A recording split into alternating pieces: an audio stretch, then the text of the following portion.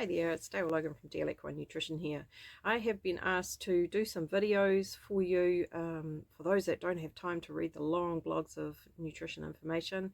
So just this will be part one of a series of a few short videos on different topics of nutrition for you.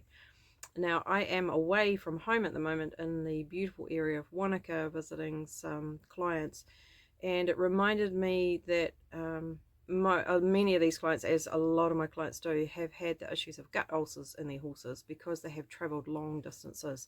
So just would briefly go over that for you. So many of you have heard of gut ulcers in horses. It's a fairly common problem that we hear about all the time now. Now, if I break that down for you, the horse's foregut is filled with, or produces acid 24/7 in the bottom half of the foregut. That's called the glandular region. So there's two regions of the foregut. There's the glandular region down the bottom, and there is hydrochloric acid produced all the time, and it does a really important job of beginning the breakdown of the carbohydrates that the horse eats. Now, the top section is called the squamous region, and that actually has, that lining in the squamous region has no protection against this hydrochloric acid. Bit of a design fault maybe.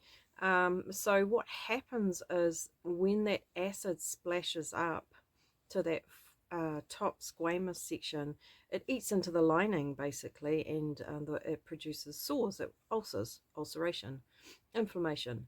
It can also happen in the glandular region. Now, research tells us that when it happens in the squamous region up the top, it's usually due to the fact that the horse does not have enough fiber, which forms a protective mat to stop that acid splashing up. So that's fairly common, unfortunately, with our horses, but at the same time, it can be much easier nutrition wise to prevent and fix. So in terms of both of those, we need to be feeding more fiber, and fairly continually. So particularly important prior to riding and traveling. So prior to exercise, if you feed fiber, particularly long stem fiber like hay, it has multitude of really beneficial effects for the horse.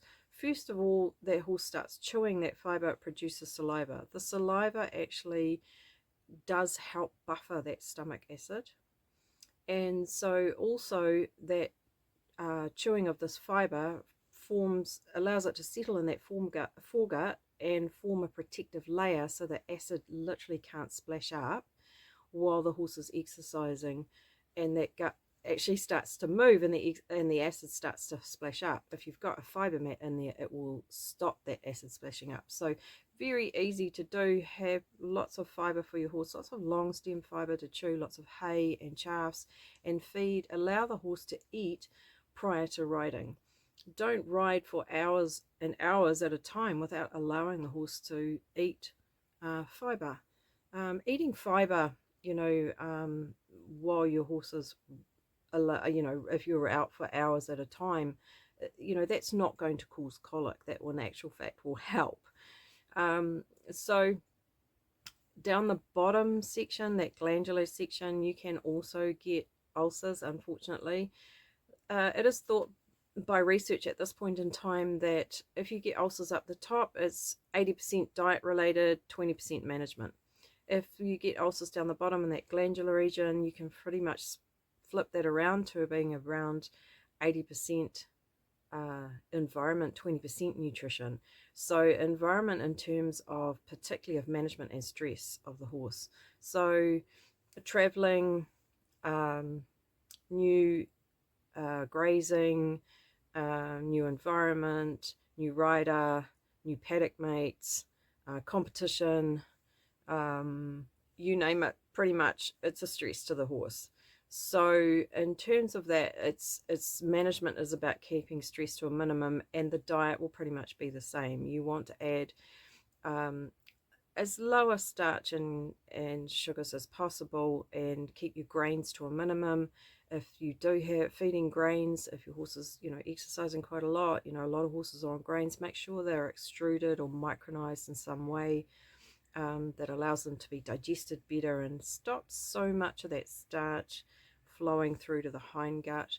That helps in many different ways, but also it helps that the the breakdown that starts in that foregut and prevents so much acid eating into the lining. So they do know that keeping stress as to a minimum as you possibly can really helps in when you have ulcers in the bottom of the glandular region. So of course, medication is needed, and also the only way to know if a horse has ulcers is to scope. Get your vet involved, get your horse scoped so you know if you've got squamous or glandular or both, and what grade, what severity the ulcers are, and then get your diet. Definitely get an individual diet formulated for your horse to help them through that period of healing. Really important that you get the right diet, low starch, lots of fiber, and fed at the right times as much as possible.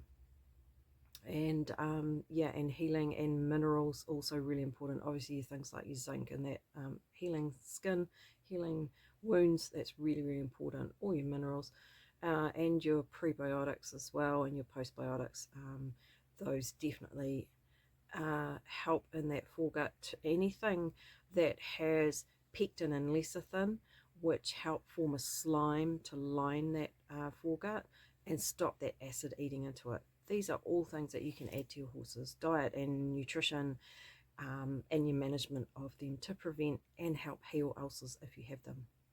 Hope that helps. I will see you next time.